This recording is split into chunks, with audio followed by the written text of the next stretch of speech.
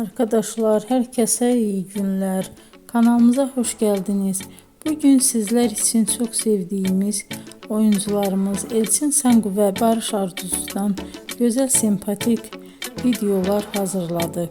Barış Arduç, Kuzgun, Kiralık Aşk, Alp Arslan Böyük Selçuklu, Dinle Sevgili, Hanımefendi bu dizilerde rol almış ve herkesin beğenisini kazanmıştır.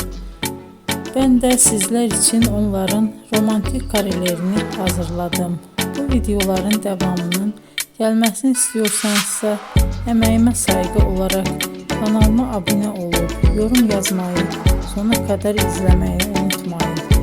İzleyen herkese teşekkür ederim. Yeni karelerle görüşmek dileğiyle. Hoşça kalın.